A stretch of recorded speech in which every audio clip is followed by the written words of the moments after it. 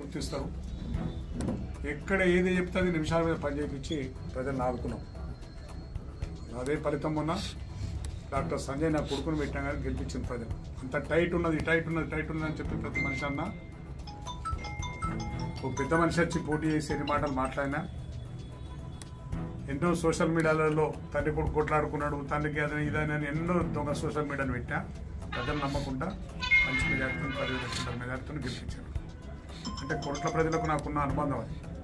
ఎందుకంటే నేను ఎప్పుడు చెప్పుకుంటానట్టు అదివరకు 2 సార్లు మెట్పల్లి నియోజకవర్గం నువ్వు ఓడిపోయినా, కుట్ల నియోజకవర్గం నాకు కలిసి వచ్చింది. నియోజకవర్గం వేపడ్డు 2009 నుంచి కంటిన్యూగా నన్ను 4 సార్లు ఎమ్మెల్యే గెలిపించాను. మొన్న నా కొడుకును 5వ సారి గెలిపించాను. చాలా తృప్తిగా ఉన్నా, సంతోషంగా ఉండి. ఎందుకంటే మంచిగా నడుస్తుంది. ఇక గవర్నమెంట్ ఉన్నా లేకున్నా నా కొడుకు కొత్తోడైపోయిన మా వాళ్ళంతా నాయకులు పోయి భయపడ్డారు, సార్ మీరు ఉన్నప్పుడు మంచుకున్నారు అనుకుంటే నాకంటే 2 అంతలు అయిపోయి. ఇప్పుడు నేను రోజు వాట్సాప్ చూసి ఎంతో ఆనందపడుతున్నా కదా అంటే నిజంగా అంటే నేను గర్విస్తున్నా. ఇంత మంచి కొడుకు, ఇంత తెలివైన కొడుకు ఇవాళ ఇక్కడ పోరాటం చేస్తున్నాడు, ఒక రోజు పోయి హైదరాబాద్లో పోరాటం చేసేస్తున్నాడు. ఇవాళ హైదరాబాద్ ప్రోగ్రామ్ ఉంటే రాత్రి పోతున్నాడు, మళ్ళీ రేపు వచ్చి ఇక్కడ. నేను మొదటినాడే ఇక్కడ నాన్న నైట్లు నేను తిరిగినా నువ్వు తిరగకంటే కూడా ఏ రాత్రి వస్తున్నాడు ఏ రాత్రి పోతున్నాడు ఆ విధంగా ప్రజలకు పనిచేస్తున్నాడు. ఒకటే అర్థం నాకు ఒకనాడు చెప్పాడు, డాడీ మీరు తిరుగుతున్నారని అనుకుంటే ప్రజల మధ్య ఉండి ఎప్పుడు చూసినా మెట్పల్లి కోర్టులలో ఉంటుండ్రి నన్ను అడుగుతుండే. అప్పుడు ఏం చేస్తుంటే అది అంటుండే. కానీ ఇప్పుడు అర్థమైంది డాడీ, మీరు ఉన్నదాంట్లో అర్థం వచ్చింది. మీరు ఉంటేనే అన్ని సార్లు మిమ్మల్ని గెలిపించారు. నేను కూడా ప్రజల మధ్యన ఉంటాను. హాస్పిటల్ పోతలేడు ఏం పోతుంది. ఇక్కడ హాస్పిటల్ పెట్టుకున్నట్టు పొద్దున్నే పేషెంట్లు చూసుడు, ఎవరు వస్తే వాళ్ళకు హైదరాబాద్ పంపించడం, వాళ్ళకు సాయం చేసుకుంటూ పొద్దున్న సాయంత్రం దాకా ప్రభుత్వం ఉన్నా లేకున్నా అభివృద్ధి కోసం ఎక్కడ అభివృద్ధి అవసరం ఉండదు దానికోసం పోరాటం చేశాను. కానీ అభివృద్ధి చేస్తున్న దిశలో పోతున్నాడు. పోయేటప్పుడు కొంచెం బాధ కలిగింది మధ్యన. ఎందుకంటే ఏ తుఫాన్ వచ్చింది, ఏ సైక్లోన్ వస్తున్నది, మనం ఉండేటట్లేము. అప్పుడు ఒకసారి సైక్లోన్ వచ్చినాడు ఏం చేసాం, అందరం భయపడిపోయి ఇక్కడికి దాచుకున్నాం, ఆడ దాచుకున్నాం, ఈడ పడుతుంది ఆడ పడటం పరిచయం అన్నట్టు. కొంతమంది నాయకులు అంటే లాభపడ్డ నాయకులే పార్టీలో ఉండి పార్టీ పేరు మీద నాతోని పని చేయించుకొని చేసుకున్న నాయకులే కొంతమంది వెళ్ళిపోయిన మీరు అందరూ చూశారు. తుఫాన్లకి అలా పోకపోతే చంపేస్తారంట నా ఫీలింగ్. కానీ వాళ్ళు ఏం చేస్తున్నారో తెలుసు. వాళ్ళు ఏమేం చేస్తున్నారు వాళ్ళు ఇప్పుడు పోయినాక తెలుస్తున్నారు, వాళ్ళకి పోయినాక ఏర్పడుతున్నది వాళ్ళకి కూడా. ఎందుకు వచ్చామనే ఫీలింగ్ ఇప్పుడు మొదలవుతుంది. వాళ్ళందరికీ ఒకటే నేను కోరుతున్నా, కన్న తల్లి అన్నం పెట్టిన తల్లి, మీ అందరి నాయకులను తయారు చేసిన తల్లి, మీ అందరి నా సొంత బిడ్డ లెక్క. నా సంజయ్ నెట్ట చూసినో మీ అందరికీ కూడా అదేవిధంగా చూసి ఎక్కడ కూడా వ్యత్యాసం లేకుండా అందరినీ కాపాడిన, మంచికి చెడుకు వాళ్ళ కష్టం వచ్చినా సుఖం వచ్చినా అన్నింటిలోనే అందుబాటులో నా వంతుగానే సాయం చేశాను. అటువంటి నాయకులు పోయినాడు కొంచెం బాధ కలిగింది. కొద్ది రోజులు బాధ అనిపించింది. ఇక బాధ అనిపిస్తే ఏం చేయాలా, బాధలు ఏం చేయాలని చెప్పి అంత నా హెల్త్ రిపేర్ చేయించుకున్నాను. స్టంట్ వేయించుకున్నా, కన్ను ఆపరేషన్ చేయించుకున్నా, పన్ను కొద్దిగా ఇరుకుతుంటే పన్ను పెట్టించుకున్నా. ఈ 5-6 నెలల నుంచి కొంచెం దూరం ఉన్నా. మీ అందరు పత్రికా మిత్రులకు కూడా కలవలేదు నేను ఎక్కడ కూడా. కానీ ఇవన్నీ రిపేర్ చేయించాను. మళ్ళీ తయారు కావాలి, మళ్ళీ రేపు వచ్చే సంస్థాగత ఎన్నికలు కానీ దాన్ని పోరాటం చేయాలని చెప్పి తయారవడం కోసమే ఒక 4-5 నెలల నుంచి ప్రెస్ మిత్రులను కూడా కలవలేకపోయాను. దానికి కొంచెం చింతించిన. తప్పగా నా శక్తి ఉన్న రోజు మీకు ఎన్నడో చెప్పిన, నా కోట్ల ప్రజల కోసం నా శక్తి ఉన్న రోజు మా ప్రజలందరూ కూడా తెలియజేస్తున్నాం. మీ ఎలక్ట్రానిక్ మీడియా ద్వారా నా శక్తి ఉన్న రోజులు మీకు ఉంటా, మీకోసం ఉంటాను. మీరు భయపడకండి, ఎవ్వరికి భయపడవలసిన ఉండదు. మీకు అటువంటి పరిస్థితి అయితే మీ ఇంటి కూడా కావాలి కుక్కలు ఇక్కడ కూర్చొని పనిచేస్తా, మీకు నాకు కాపాడుతాను. అది కూడా సార్ ఉండలేడు కదా అనేది లేదు. ఫోన్ చేస్తే వస్తా చెప్పిన. మీకు ఇంతకుముందే నా హెల్త్ పర్మిట్ చేయక కొంచెం అన్ని హెల్త్ అంతా రిపేర్ చేయించుకుంటున్నా. అన్ని 90% అయిపోయినాయి. ఇంకొక 10% ఒక కన్ను ఉన్నది. ఒకటి దసరా తర్వాత అది చేయించుకుంటా అంటే కన్ను చూపు మంచుకుంటుంది, మంచిగా కడుపు నిండా తినచ్చు, పనులు మంచిగా అయితే ఇక గుండె మంచిగా అయ్యేటట్టు స్టంట్ ఎక్కించుకుని అయిపోయింది. ఏ ప్రాబ్లం లేకుండా ఉంటుంది కనుక ఇవన్నీ చేసుకుంటానికి ఆగినా కానీ నా ప్రజలందరినీ కాపాడుకునే బాధ్యత మాది. నేను నా కొడుకు కానీ ఎమ్మెల్యేగా ఆయన కర్తవ్యం ఆయన నెరవేరుస్తాడు, పార్టీ అధ్యక్షునిగా నా కర్తవ్యం నేను చేస్తా, పార్టీని కాపాడుకుంటా. పోయిన వాళ్ళందరూ కూడా చెప్తున్నా, ఆలోచించుకోండి. నాతో అన్యాయం అయితే రాకండి, నేను మీకు తప్పు చేస్తే రాకండి, నేను లాభం చేయకపోతే రాకండి. లాభపడి నచ్చిన మీరు అందరు మీ అభివృద్ధిలోనే ఎక్కడ ఏ వాళ్ళు అడుగుతా ఆ కౌన్సిలర్కు ఇది కావాలి సార్ అంటే వెనక ముందుగా ప్రతి ఒక్కరికి పెట్టించిన వాళ్ళు ఎవరు అడుగుతా వాళ్ళు పెట్టించాం. సార్ మాకు ఇక్కడ ఉన్నారు సార్ అని చెప్తే పెట్టించాం. ఇప్పుడు న్యాయంగా ఉన్నారు. ఇప్పుడు ఉన్నోళ్ళు న్యాయవంతులు. అలాగే పన్నెండు ఉన్నోళ్ళు వాళ్ళ మీద ఎంత ప్రెషర్ ఉన్నా పోలే న్యాయంగా ఉన్నారు సార్. మీ పార్టీ మీద ఇండిపెండెంట్ గెలిచిన వాళ్ళు న్యాయంగా ఉన్నారు.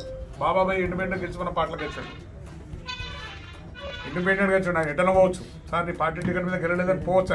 ఆయన నా మీద నమ్మకంతో నా మీద నమ్మిడు కనుక, నా మీద నమ్మకంగా నేను నమ్మిన వ్యక్తిగా నచ్చిందా బాబాబాయ్ని ఒక్క మాట చెప్పగానే లేదు సార్ నేను ఎటుపోను మీరు ఎక్స్పెక్ట్ పోయినా అట్లా ఆగి ఉన్నాడు.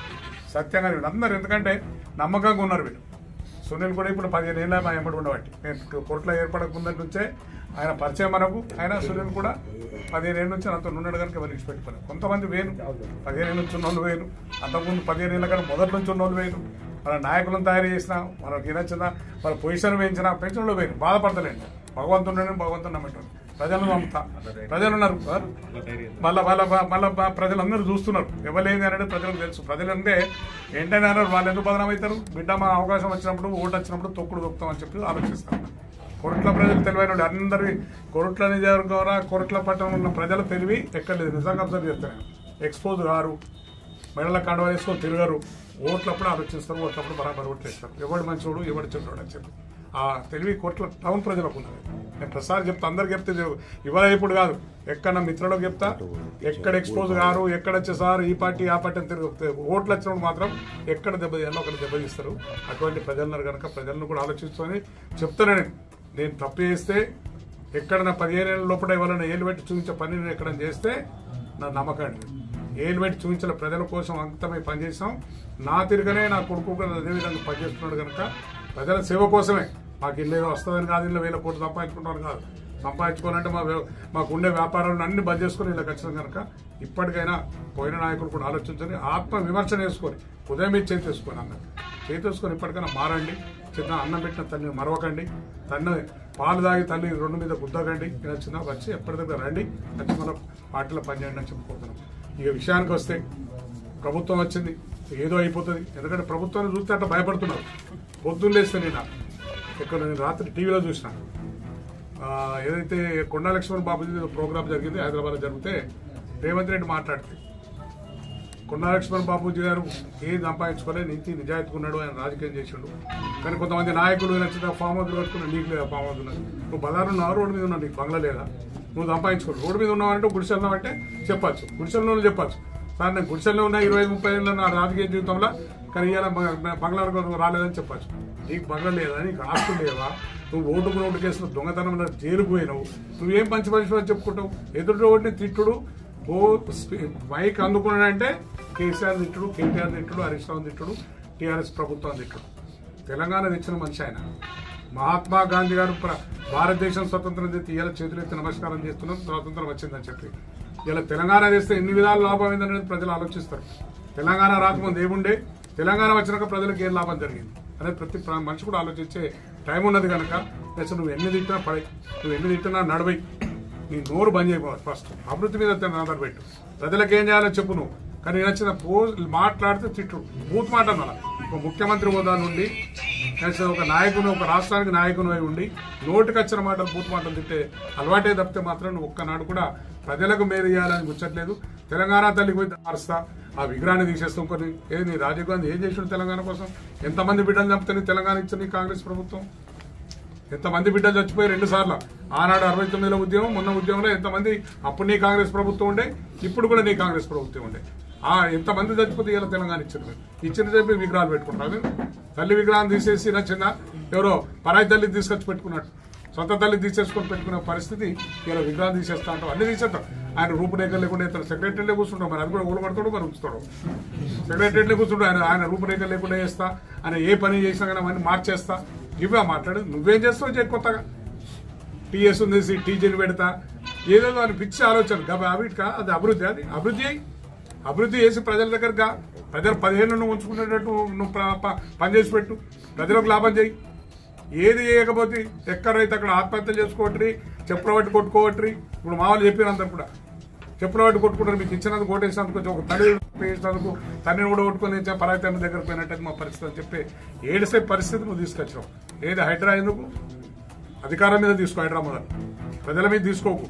ఏ అధికారులు పర్మిషన్ ఇచ్చారో, రాంగ్ పర్మిషన్ ఇచ్చారో వాళ్ళని సస్పెండ్ అయ్యి గది అని అధికారులతో పర్మిషన్ తీసుకొని కట్టుకున్న వాళ్ళని పట్టుకొని పేదోడు అప్పు తెచ్చుకొని పాపం నేను 1,20 లక్షలు పెట్టి కట్టుకున్నా, 8 రోజులు కూడా కాదు ఇంట్లోకి వచ్చి 8 రోజులకి నా ఇల్లు కూలిపోయిందని చెప్పి భార్య భర్తలు ఎడుతున్నారు. అటువంటి దాన్ని చేసే పుణ్యం అది పాపం తగ్గుతుంది, ప్రజల ఉసురు తగ్గుతుంది. నచ్చిందా? ఇప్పటికైనా మారు, ప్రజల కోసం పనిచేయి, ప్రజలు నేను నమ్మి వేసినందుకు ప్రజలకు న్యాయం చేయి. ప్రజలు ఏవైతున్నాయో నువ్వు ఇచ్చిన హామీలను నెరవేర్చు. నువ్వు 420 హామీలు ఇచ్చినావన్నీ నెరవేర్చు మొదలు. ఆ నెరవేర్చిన తర్వాత నువ్వు ఏమైనా చేయగలి చెప్తున్నావు, హెచ్చరిస్తున్నావు. ఆ నాయకులందరూ కూడా కొట్ల నాయకులను కూడా కోరుతున్నా నేను, మీ ఆత్మవిమర్శన చేసుకొని నచ్చిందా? మీరు అందరూ వస్తే నేను ఒక బిడ్డలుగా నేను మళ్ళీ కూడా దగ్గర తీసుకుంటాను. బిడ్డలు పోతారు, అప్పుడప్పుడు బిడ్డలు అలిగిపోతారు, మళ్ళీ వస్తారు, కొద్ది రోజులుగా అర్థం చేసుకుంటారు, కొద్ది రోజులుగానే వచ్చి నచ్చిందా తండ్రి దగ్గరికి తల్లి దగ్గరికి వస్తారు కనుక ఇప్పటికైనా మీరు అర్థం చేసుకుని రండి, వాపస్ వచ్చి చక్కగా పార్టీ నుండి పనిచేయండి. ప్రజల కోసం పనిచేద్దాం, నా కోసం కాదు మీరు చేసేది, ప్రజల కోసం. మేము ఎంబడి ఉన్నాం, ఎక్కడొచ్చినా ఏదొచ్చినా మనం ఎంబడి ఉన్నాం. పోయినసారి వరదలు వచ్చినా వాగుపోండి, రాత్రంతా తిరిగినాం. ఇక్కడ వచ్చిన ఈ వార్డు పక్కకు ఏదో వాడు ఇది 16వ వార్డు వచ్చిన ఇదంతా తిరిగినాం, చేసే ప్రయత్నాలు చేసాం. ఆ వార్డుకు శాశ్వత పరిష్కారం చేయాలని కూడా ప్రపోజల్ తయారు చేసాం, ఎన్నో చేసాం. అన్ని ఎక్కడెక్కడ పెండింగ్, రూపాయి పని లేదు. 9 నెలల కూడా ఒక రూపాయి పని కొత్తది కోర్టుల నియోజకవర్గంలో చేసింది లేదు. మేము చేసిన ఇప్పుడు ఇనాగ్రేషన్ మిగిలిన ఉంటాయి కానీ తప్పితే కొత్త పని ఒక్క ఫండ్ కూడా రాలేదు. అటువంటి పరిస్థితి కల్పించి వచ్చే ఫండ్స్ ఆపేసారు. దాదాపు 20 కోట్ల నుంచి మనం తీసుకొచ్చాం. లాస్ట్ మూమెంట్లో శాంక్షన్ చేసినాం, టెండర్ ఇచ్చాం, పెట్టినా కూడా అన్ని ఆపేసి ఎలా అభివృద్ధిని అడ్డుకున్నారు కనుక ప్రజలు కూడా అర్థం చేసుకోవాలి. ప్రజలు కూడా అర్థం చేసుకోవాలి. ఎన్ని చేయాలని చేసాం మనం. ఎవ్వరు అడుగుతుంది ఎక్కడ ఏదైనా కన్ను మూసుకుంటే కొరట్లపట్నం అంతా ఏర్పడేటట్టు తిరిగినాం. కొరట్లపట్నంలో ఎక్కడేం కావాలన్నది వాళ్ళు చెప్పినా చెప్పకుండా మా వంతుగా చేసినాం. అటువంటిది ఇలా ప్రజలు అర్థం చేసుకోవాలి. ఇప్పటికి ఆ నమ్మకంతో మనం గెలిపించాను కనుక మేము సంతోషంగా ఉన్నాం. కానీ ఇప్పటికైనా అర్థం చేసుకున్నాం. పోయిన నాయకులకు కొంచెం బుద్ధి మారేటట్టు ఆ భగవంతుని మొక్కుని బుద్ధి మారి చక్కగా వచ్చి గర్వాపస్ అన్నట్టు ఇంటికి వచ్చి తన సొంత ఇంటికి వచ్చి ఉండాలని చెప్పి నేను కోరుతూ మీరు సెలవు తీసుకుంటున్నా. మీ అందరికీ నా యొక్క నమస్కారం. ఒక్క 2 నిమిషాలు.